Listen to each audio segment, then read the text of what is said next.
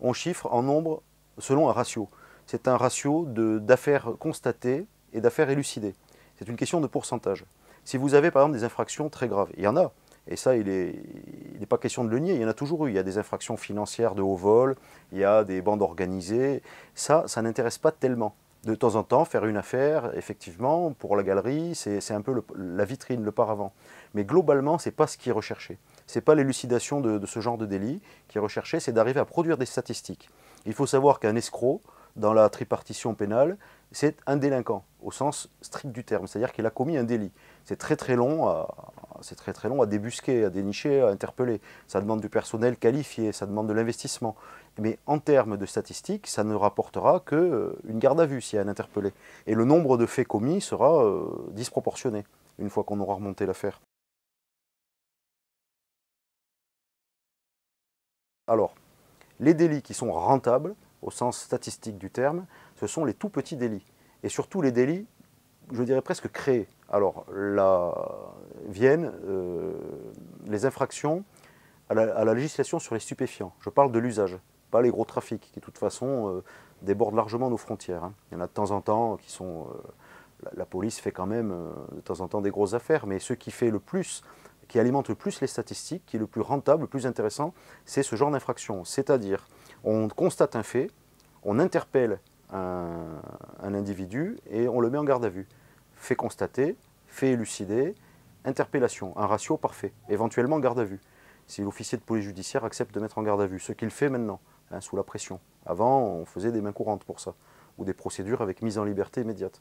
Maintenant, non, il faut que ça soit la statistique parfaite. Il y a l'étranger, je dis bien le sans-papier, ce qu'on appelle l'ILE, infraction à la législation sur les étrangers, dans le jargon policier. Les ILE, alors les ILE, il est recommandé d'en faire beaucoup.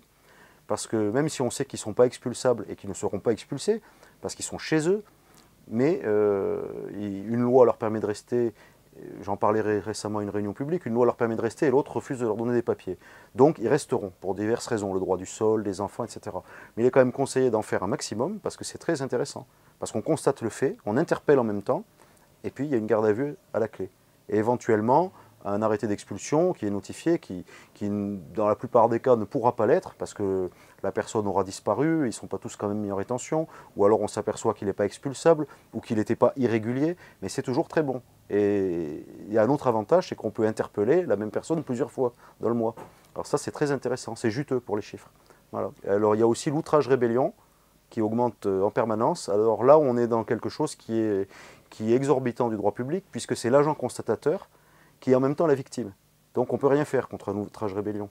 C'est un interpellé, un fait constaté, enfin dans l'ordre, un fait constaté, un fait élucidé, un interpellé. Éventuellement une garde à vue, et très souvent même une condamnation, moins financière. En attendant, on a fait du chiffre.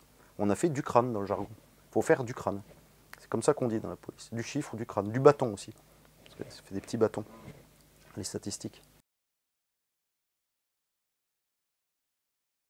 La politique du chiffre, ça a toujours été une tentation, puisque c'est très difficile de juger l'action qualitative de la police. C'est très difficile. Comment ça peut... À la limite, s'il n'y a pas de délinquance du tout, que la police est présente, qu'elle a très bon contact avec la population, c'est quelque chose de très bien, mais comment on va le calculer ça? Alors que le résultat chiffré de tel service, des bacs, ça c'est quelque chose de tangible, du moins en théorie, parce qu'en fait on s'aperçoit à l'usage qu'en fait il y a un traficotage qui n'apporte rien du tout à la population. Hein. En plus, il y a tout un discours qui est faussé derrière. On a constaté 4 millions de délits, donc il y a 4 millions de victimes. Moi j'ai entendu le ministre dire ça. C'est faux, c'est archi faux. Quand on interpelle 4 ou 5 fois le même clandestin ou le même sans-papier, hein, puisque moi je fais une différence, il n'y a pas autant de victimes derrière. C'est pas vrai. C'est pareil pour le fumeur de shit. C'est pareil pour l'outrage-rébellion. L'ILE, l'infraction aux législations sur les étrangers, on s'aperçoit que ça revient d'un seul coup à la mode. D'un seul coup. Comme ça. Alors qu'on sait très bien qu'on ne pourra pas changer les lois existantes. On ne peut pas d'un seul coup comme ça ne se fait pas comme ça. On ne peut pas renvoyer les gens comme ça par avion. Il y a plein de garde-fous, déjà des règles de droit, il y a des règles humaines. Hein. Comme j'expliquais, il y a des gens sans papier qui ne sont pas clandestins. Il y a une grosse nuance entre le clandestin et le sans-papier. Le sans-papier, il peut avoir des gosses, mais le système administratif fait qu'on ne lui donne rien. Il n'a pas le droit d'exercer un travail puisqu'il n'a pas les papiers, mais on ne l'expulsera pas. Ses enfants ont le droit du sol, et lui a le droit de rester avec ses enfants. C'est des lois Giscard, elles ne datent pas d'aujourd'hui, elles viennent pas de... Mais ça n'empêche pas que maintenant on dit il va falloir taper là-dessus, c'est ce qui gêne les Français. Il y a eu ça, il y a eu la drogue, il y a des modes, vous remarquerez qu'il y a des modes, qu'il y a des périodes comme ça. Il y a eu les Roumains il n'y a pas longtemps. C'était parmi les étrangers, c'était les Roumains. Pourquoi les Roumains? On s'est mis à parler que des Roumains pendant un instant. Hein, ça, c'est... En fait, c'est des effets d'annonce, c'est des coups d'épée dans l'eau.